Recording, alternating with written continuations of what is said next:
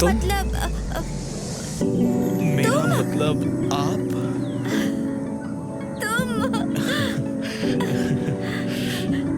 तुम नहीं सुधरोगे ना?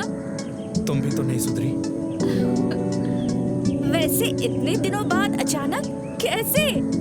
अचानक यहाँ इस तरह मिलोगी, मैंने तो इस बारे में सोचा भी नहीं था। अच्छा चलो छोड़ो, आओ अंदर।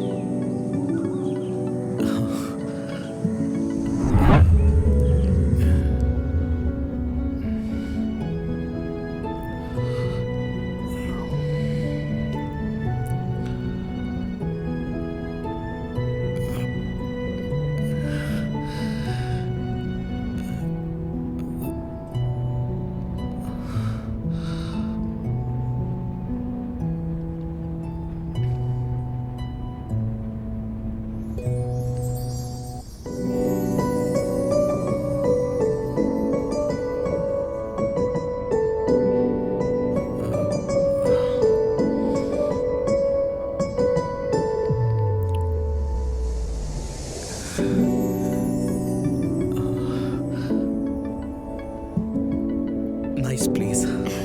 Thank you. अब बैठो ना। बैठते हैं।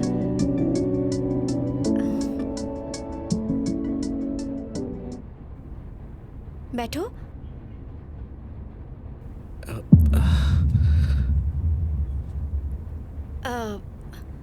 और सब ठीक? हाँ सब ठीक है। तुम कैसी हो? मैं भी ठीक। मैं कुछ लाऊं तुम्हारे लिए? चाय, कॉफी? नहीं, मतलब तकल्लुफ की कोई बात नहीं है।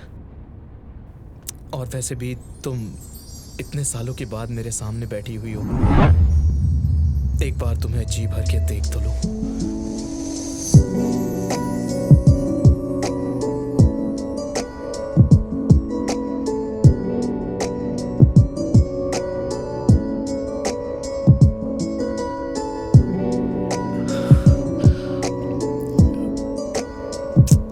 तुम भी ना, अभी भी नहीं बदले। तुम्हें याद है रचना कि मैं औरत जो है वो हमेशा आदमी को बदलने की कोशिश करती है, लेकिन वो कभी नहीं बदलता।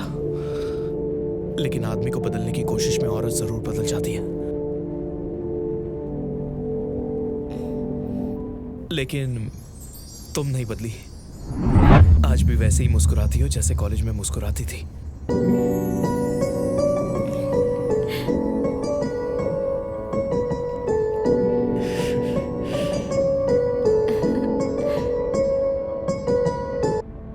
अच्छा, मैं कुछ लेके आती हूँ। फिर से तकल्लुफ। अरे बाबा, तकल्लुफ ही सही। बताओ क्या लोगे? चाय, कॉफी?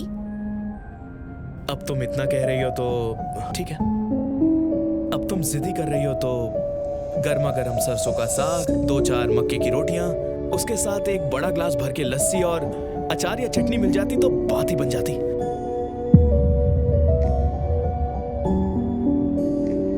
एक मिनट, तुम मजाक कर रहे हो ना विवेक? नहीं तो मैं मजाक ही कर रहा हूँ। क्या तुम भी रचना, जब से आया हूं तब से पूछ रही हो ये लाऊं वो लाऊं। क्या तुम्हें लगता है कि तुम मेरे सामने बैठी हो तो मुझे किसी और चीज की जरूरत होगी?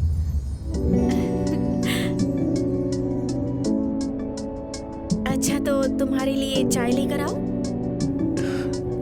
ले आओ।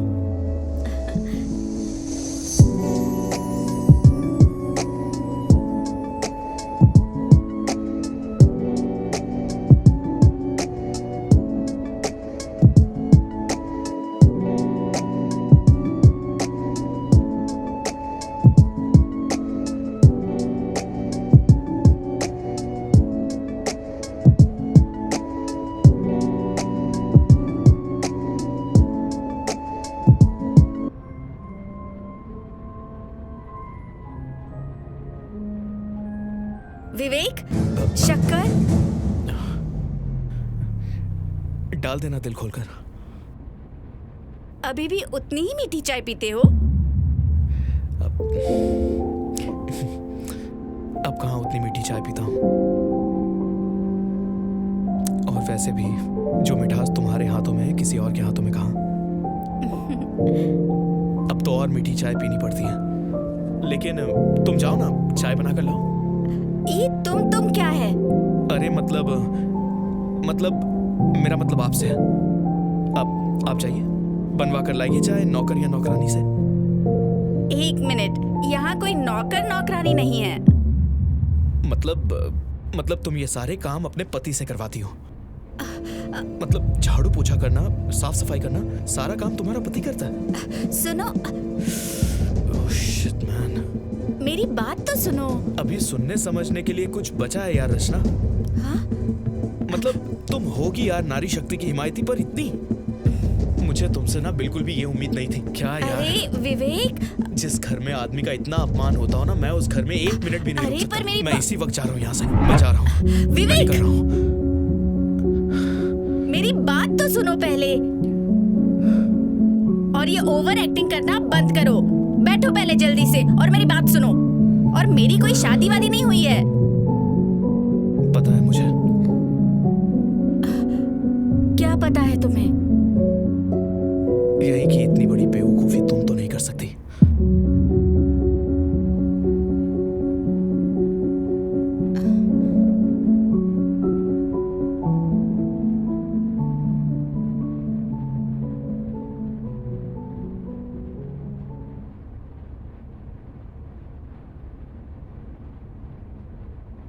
तुम्हें पता है रचना, हाँ? बाइबल के हिसाब से ना ईश्वर ने पुरुष की 2 हड्डियों से औरत को बनाया है।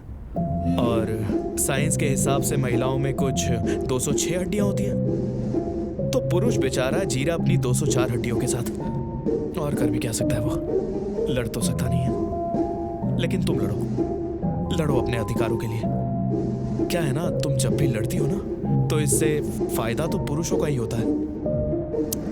एक बात मेरे समझ में नहीं आ रही, मतलब मान लिया तुम सारे काम कर सकती हो जो एक पुरुष कर सकता है, मतलब उससे कुछ ज्यादा ही कर सकती हो, लेकिन करना क्यों है? घर भी संभालो, ऑफिस भी संभालो, और सब कुछ तुम्हें अकेले ही करना है। और घर की किचकिच, बाहर की किचकिच, ऐसे टेंशन नहीं होता तुम्हें? मतलब मैं तो ये सोचता हूँ कि तुम्हें ये सब कुछ करना ही क्यों है? बस आराम से अपनी जिंदगी जी सकती हो। लेकिन नहीं, तुम्हें तो फालतू के टेंशन ही चाहिए जिंदगी में। लेकिन ठीक है, करोगी भी क्यों नहीं? आखिर ईश्वर ने तुम्हें हमारी 2 हड्डियों से तो बनाया। ओहो विवेक, औरत है ना, सारी दुनिया से जीत सकती है, लेकिन तुमसे नहीं। मुझसे जीतना चाहती हो? अगर तुम चाहो तो मैं तुम्हें तरीका बता सकता हूँ। वो कैसे? देखो, एक बार है ना, हाँ? भीष्म पितामह ने ना, उन्होंने अर्जुन को ये तो बता दिया कि लड़ना कैसे है, लेकिन हारे तो वो अपनी मर्जी से। तुम पहले बताओ तो सीधा मुद्दे की बात करते हैं। तो तुम मुझसे जीतना चाहती हो ना? तो मिस रचना, मुझसे शादी कर लो। ओह, ये बहुत अच्छा तरीका है प्रपोज करने का। वैसे मेरे पास और एक तरीका है तुम्हें प्रपोज करने का। अच्छा, तो वो भी बता दो। तुम लड़कियों के साथ प्रॉब्लम क्या है पता है? तुम एक जन्म के प्यार में विश्वास ही नहीं रखती हो। मतलब? अरे यार, तुम्हें 7 जन्मों के लिए पति चाहिए, 7 जन्मों का प्यार चाहिए। अरे तो इसमें गलत क्या है? तो इसमें अच्छा भी क्या है, ये तो बताओ। मतलब ये जो युग है ना, इसमें एक इंसान अपनी औरत के साथ एक जन्म भी ईमानदारी से नहीं रह सकता, और तुम्हें चाहिए 7 जन्मों का साथ। मतलब ये 7 जन्मों वाला पति, ये 7 जन्मों वाला प्यार, ये सारी बातें तुम्हें बेईमानी वाली नहीं लगती हैं? अगर फिर भी तुम्हें चाहिए तो यार इस एक जन्म के लिए मेरा घर बसा दो। क्या तुम फिर से मुझे प्रपोज कर रहे हो? हाँ बिल्कुल कर रहा हूँ। हाँ, लेकिन सिर्फ एक जन्म के लिए कर रहा हूँ। वैसे रचना, तुमने मेरी बातों का जवाब नहीं दिया। सोचूंगी। सोचोगी? अरे यार, मैं बस एक जन्म के लिए प्रपोज कर रहा हूँ, और उसमें भी तुम सोचोगी? अब एक जन्म के लिए तो आदमी हाँ ही कर देता है यार। यार मतलब एक जन्म तो ऐसे ही निकल जाएगा, हंसते खेलते, थोड़ा सुख में थोड़ा दुख में। वैसे भी हमारी आधी जिंदगी तो गुजर ही गई है। जिंदगी इतनी आसान नहीं है विवेक। जितना तुम सोचते हो।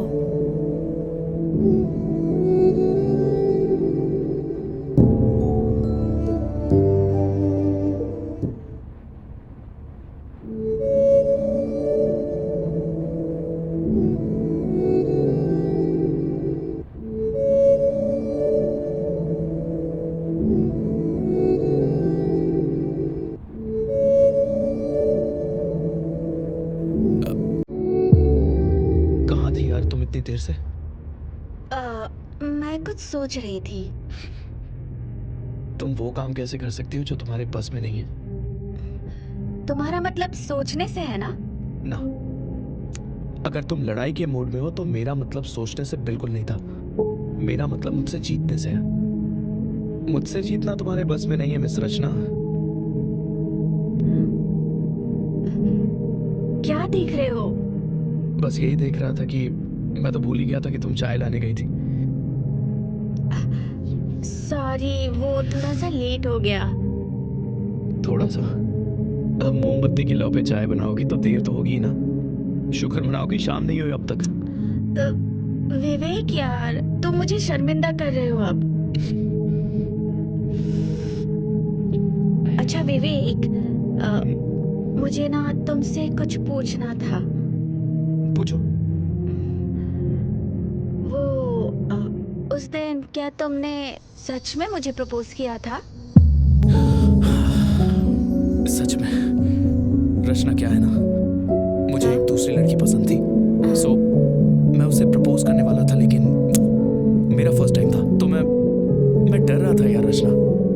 उसी दिन मुझे तुम मिल गई। सोचा एक बार प्रैक्टिस कर लो प्रपोज करने की। बस यही है। अच्छा, तो कुछ बात बनी? कहाँ बनी यार, कहाँ कुछ बात बनी। उसने भी रिजेक्ट कर दिया मुझे।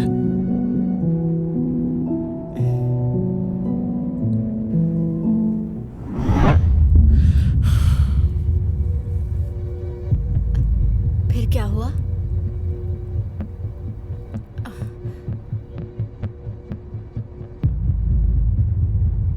तो क्या है ना, उसके बाद कोई लड़की मिली ही नहीं। बस भटक रहा हूं। सांस लेना मेरी मजबूरी बन चुकी है और जीना मेरी आदत। तुम्हें पता है, मेरे दिमाग की सारी नसें दर्द कर रही हैं, लेकिन मजाल है कोई फट के मेरा काम तमाम कर दे। क्या? मतलब एक लड़की मिली है और इत्तेफाक से आज तुम भी मेरे सामने हो। अगर तुम्हें ऐतराज ना हो तो एक बार प्रपोज करने की प्रैक्टिस कर सकता हूँ। और अगर मैंने हाँ कह दी तो? नहीं यार, मुझे पता है कि तुम ना करोगी। तुम कहोगी कि मैं सोचती हूँ, तुम्हें सोच के बताऊंगी। नहीं विवेक, अब मैं वो काम नहीं करूंगी जो मेरे बस में नहीं है। तो क्या हाँ कहने वाली हो मुझे? हाँ विवेक। तो पहले मुझे प्रपोज तो करने दो। नहीं विवेक, उसके लिए अभी 6 जन्म बाकी है। मतलब तुम ये कह रही हो कि अगले 7 जन्मों तक मुझे ये मोमबत्ती के लौ पर बनी हुई चाय पीनी होगी? तुम चाहे जो कहो विवेक, 7 जन्म तो 7 जन्म। मैंने बिना कुछ सोचे और बिना प्रपोज के तुम्हें हाँ किया है।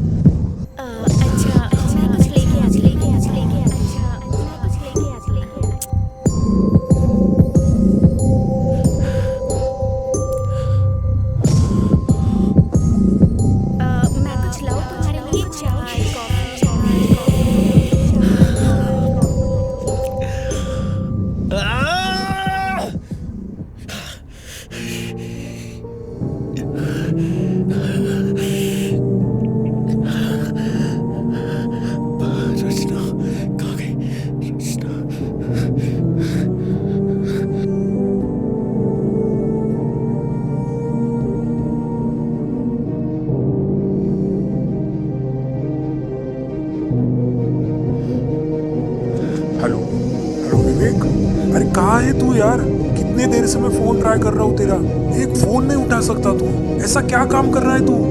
तुझे मैंने कहा था कि घर जाने के बाद मुझे तू कॉल नहीं तो मैसेज कर, और मैं फोन कर रहा हूँ तो वो तू फोन उठा नहीं रहा। क्या हो गया है तुझे? सुधर जा विवेक, सुधर जा। तू जिस लड़की के याद में खोया रहता है, उस लड़की को मरे 3 साल हो चुके हैं। वो लड़की तेरी जिंदगी में वापस नहीं आ सकती। वो मर चुकी है विवेक, मर चुकी है वो। तू इस बात को एक्सेप्ट कर। विवेक, मेरी बात सुन रहा है ना तू? विवेक, विवेक, मैं क्या कह रहा हूँ? विवेक,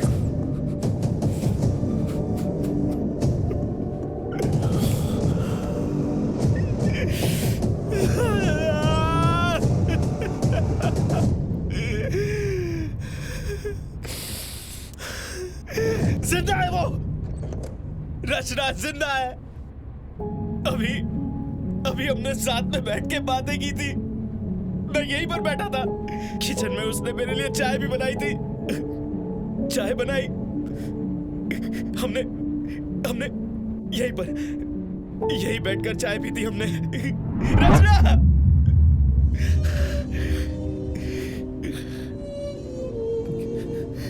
वो दुनिया के लिए शायद ही मर चुकी हो, लेकिन मेरे लिए तो मेरी रचना जिंदा है।